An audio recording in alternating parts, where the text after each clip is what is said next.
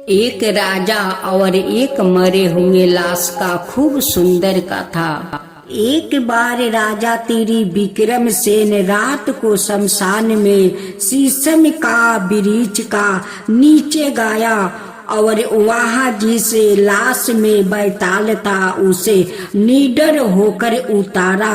वो लाश भयंकर रूप से हंस रही थी, किंतु राजा ने उसकी कोई परवाह नहीं किया।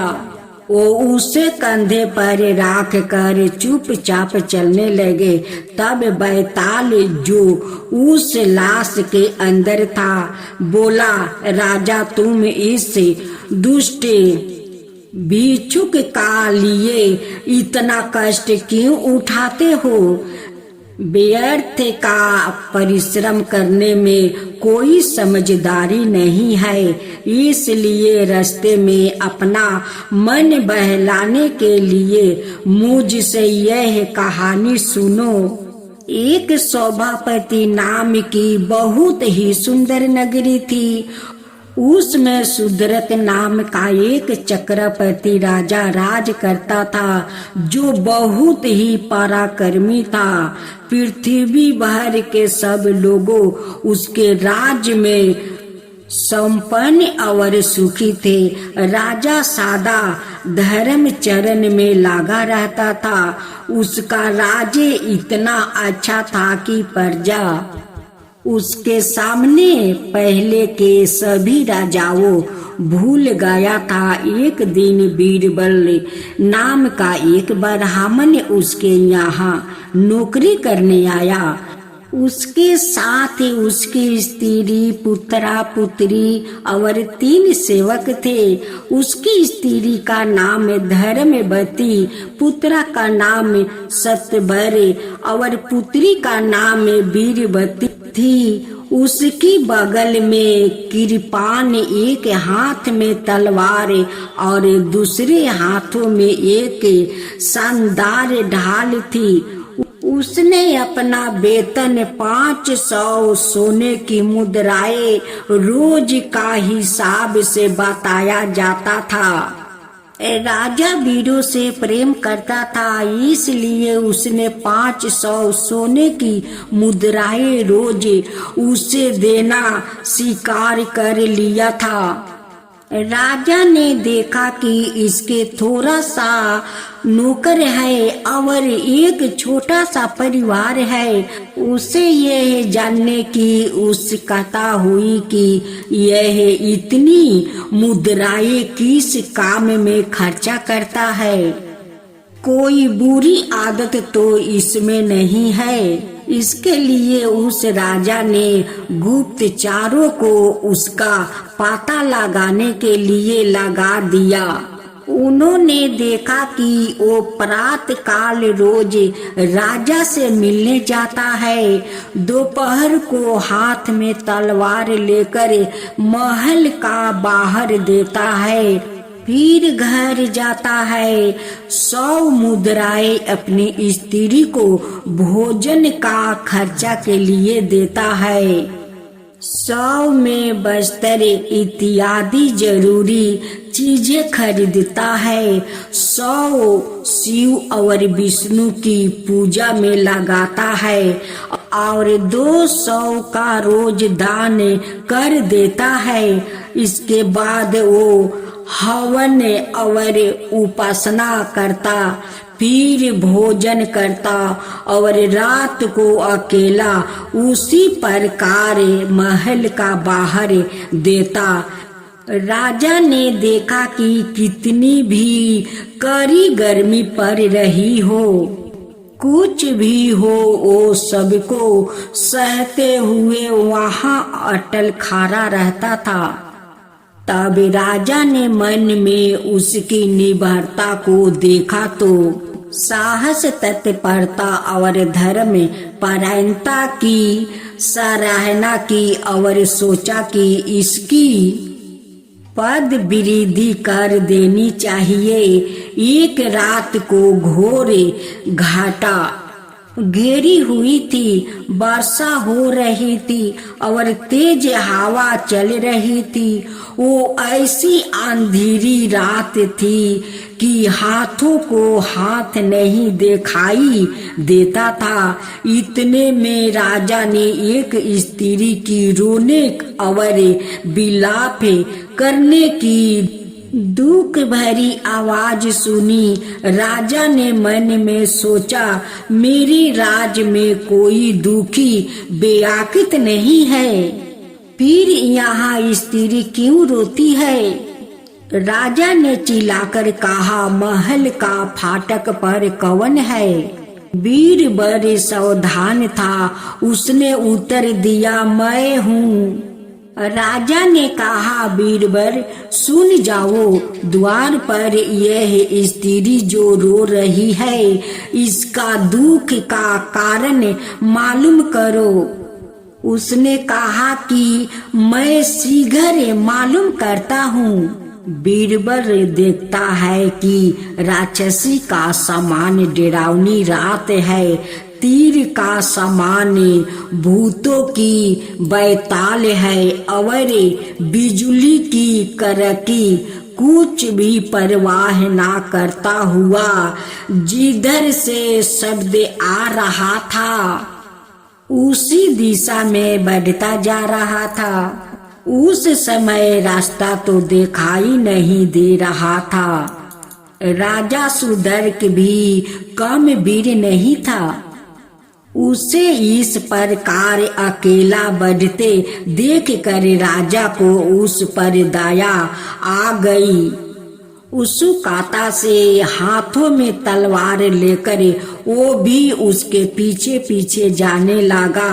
बीरबल नगर का बाहर एक तालाब का किनारे पहुंचा। उसने तालाब का बीच में एक स्त्री को यह कहते सुना, वीर दयालु उदार पुरुष, तेरे बिना मैं कैसे रह सकती हूँ? बीरबल ने उससे पूछा, तुम कौन हो और क्यों रोती हो? उस स्त्री ने उत्तर दिया, मैं पृथ्वी हूँ, राजा सुदर्क मेरे धर्मात्मा स्वामी है।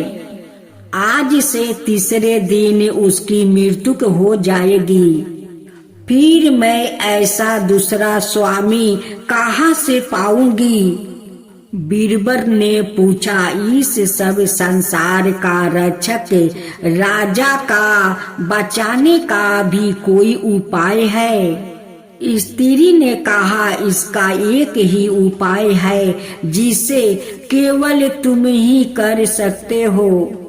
बीरबल ने कहा, देवी मुझे शीघ्र वो उपाय बताओ।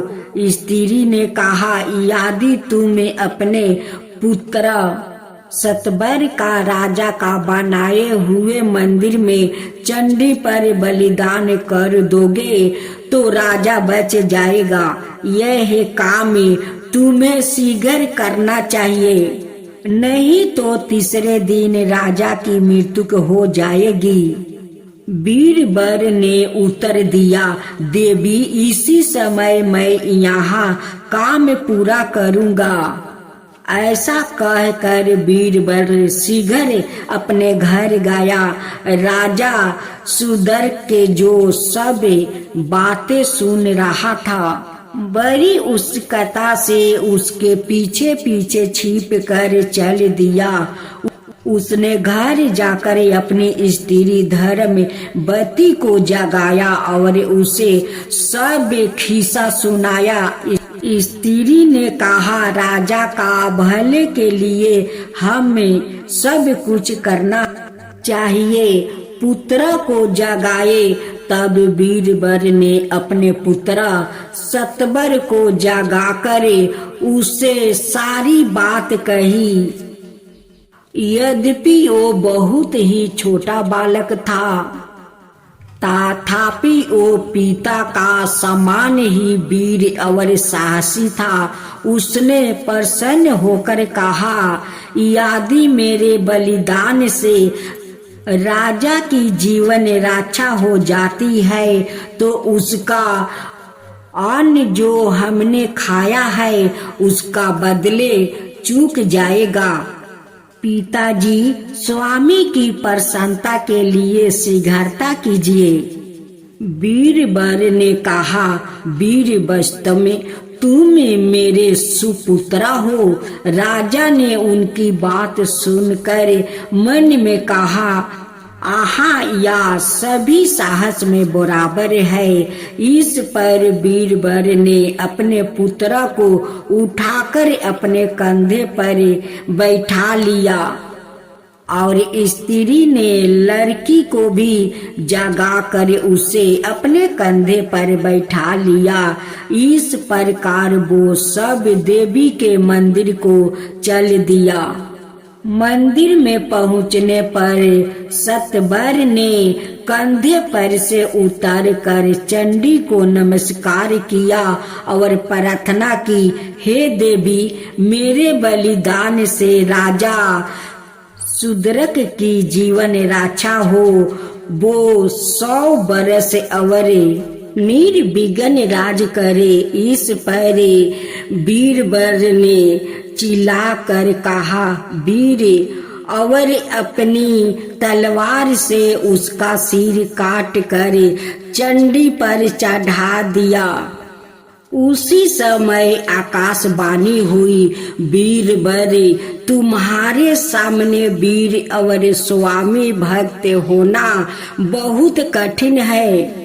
तुमने जो अपने पवित्र पुत्र का बलिदान किया है, इससे राजा को जीवन और राज्य दोनों प्राप्त हो गया है।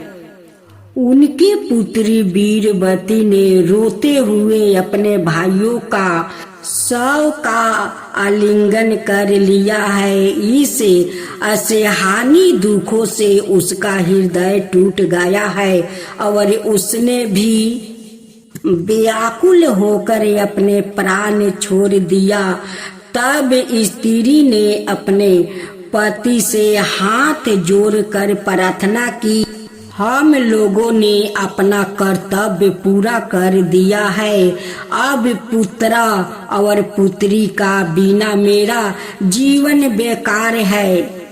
हे नाथ, मुझे आज्ञा दीजिए कि मैं चिता में अपने बच्चों के साथ जल मरूं। बीरबल ने कहा, पवित्र स्त्री, यह सत्य है कि अब बच्चों का बिना तुम्हारा जीवन में कोई आनंद नहीं रहा। तुम जैसे ठीक समझो वैसे करो।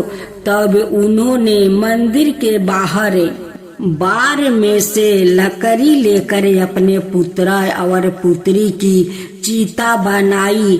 धर्मवती ने देवी से प्रार्थना की, हे देवी, मुझे यही वीर पति आगे के जन्म में भी मिले और हमारे राजा का कल्याण हो। फिर उसने जलती चिता में कूद कर अपने पुत्री और पुत्रा का साथ अपने शरीर को भी भस्म कर दिया। बीरबल सोचने लगा, अब मैं अकेला रह गया हूँ। मैंने अपना कर्तव्य पूरा कर दिया है। जब मेरे सब प्रियजनों का बलिदान हो चुका है, तब मुझे इस जीवन से चिपटे रहने से क्या लाभ है। उसने मंदिर में चंडी के सामने हाथ जोड़कर प्रार्थना की। फिर राजा की मंगल कामना करते हुए अपनी तलवार के एक ही झटके से अपना सिर काट कर चंडी पर चढ़ा दिया। राजा सुदरक को जो छिप कर यह सब नाटक देख रहा था, बहुत ही आश्चर्य और दुख हुआ। वो मन में सोचने लगा, इस योग पुरुष ने और इसके परिवार ने मेरे लिए ऐसा आश्चर्यजनक और कठिन कार्य किया है, जो पहले ना कहीं देखा गया है और ना सुना गया है। मुझे ऐसा वीर स्वामी भक्त और धर्मात्मा आदमी कहाँ मिलेगा? यह सोचकर राजा ने अपनी तलवार निकाल लिया और चंडी के सामने जाकर यह प्रार्थना की, हे देवी, मेरे सिर की भेंट लेकर संतुष्ट हो और मुझे यह वरदान दो कि यह वीर ब्राह्मण और इसका परिवार, जिसने मेरे लिए इतना महान बलिदान किया है, फिर जीवित हो जाए। जैसे ही यह कह कर राजा अपना सिर काटने को तैयार हुआ, उसी समय यह आकाशवाणी हुई, आवेश में कोई काम मत करो, मैं तुम्हारे साहस से प्रसन्न हूँ। यह ब्राह्मण अपनी स्त्री, पुत्र और पुत्री का साथ फिर जीवित हो जाएगा। यह आकाशवाणी होते ही वीरवर का सारा परिवार फिर जीवित हो गया। किसी के शरीर पर कोई घाव या चोट का चिन्ह नहीं था। उनके शरीर पहले से भी अधिक सुंदर हो गया। उन सबको फिर जीवित होने पर बहुत आश्चर्य हुआ। राजा फिर जल्दी छिप गया कि कोई उसे देख न ले। वो अपनी आंखों में आनंद के आंसू भर कर उन्हें देखने लगा। बीरबल ने अपनी स्त्री और पुत्रों से पूछा, तुम सब राख में मिल कर कैसे जीवित हो गया और मैं भी फिर कैसे जीवित हो गया? क्या यह माया है या देवी की कृपा है? उन्होंने कहा, यह देवी की ही कृपा हो सकती है, हमें इसका कुछ भी पता नहीं है। बीरबल इस देवी की कृपा ही समझता हुआ सबके साथ अपने घर लौट कर आया। सबको घर पर छोड़कर और उसी समय रात में जाकर फाटक पर पहले की तरह पहरा देने लगा। राजा ने उसे आया हुआ देखकर पूछा, फाटक पर कौन है? बीरबल ने कहा, मैं हूँ। मैं आपकी आज्ञा से उस स्त्री की खोज में गया था, किंतु वो एक राक्षसी की तरह वहां से सुलभ हो गई। राजा मन में सोचने लगा, निस्संदेह महान पुरुष समुंदर का समान गंभीर होते हैं। वो अतुलनीय वीरता का काम कर चुकने पर भी उसका अपने मुख से बखान नहीं करते। दूसरे दिन प्रातः काल जब बीरबल राजा से मिलने दरबार में आया, तब राजा ने मंत्रियों को और सबको जो रात में घटना घटी थी उसका हाल बताइए। इसे सुनकर सबको बहुत आश्चर्य हुआ। राजा ने बीरबल को और उसके पुत्र को लौट आने पर और कर्नाट की रियासत दे दिया है और बीरबल को अपने समान ही शक्तिशाली राजा बना दिया है। उनमें आसपास में विशेष प्रेम रहा। उन्होंने बहुत समय तक राज किया। बैताल यह आश्चर्यजनक कहानी राजा को सुनाकर पूछा, अच्छा राजा, मुझे बताओ कि इनमें सबसे वीर कौन है? यदि तुम जानते हो और नहीं बतलाते तो तुम्हारा सिर टुकड़े टुकड़े हो जाएगा। राजा ने यह सुनकर उत्तर दिया, राजा शूद्रक सबसे महान वीर है। बैताल ने कहा, क्या बीरबल उससे 12 वीर नहीं है? उसके समान पृथ्वी पर कोई वीर मिल सकता है क्या? उसकी स्त्री जिसने अपनी आंखों के सामने अपने पुत्र का बलिदान सहन किया है, उससे अधिक वीर नहीं पुत्र। सतबर जिसने इतना छोटा होते हुए इतना बड़ा अधिक साहस दिखाया है, उससे अधिक वीर नहीं है। तुम राजा शूद्रक को इतने अधिक वीर क्यों बताते हो? बैताल की बात सुनकर राजा ने उत्तर दिया, ऐसा मत कहो बीरबल ऊंचा कुल का व्याकृत था, जिसमें सदा यह प्रार्था रही है कि जीवन पुत्र स्त्री सबको अपने स्वामी की रक्षा के लिए बलिदान कर देना चाहिए। उसकी स्त्री भी ऊंचा कुल की ही है। वो पतिव्रता है और अपने पति की पूजा करने वाली है। वो अपने पति द्वारा निश्चित किया हुआ मार्ग पर चलना ही अपना मुख्य कर्तव्य समझती है। सतबर भी उनके समान ही वीर है। सच है, जैसे धागे होते हैं वस्तु भी वैसे ही उनसे बुना जाता है।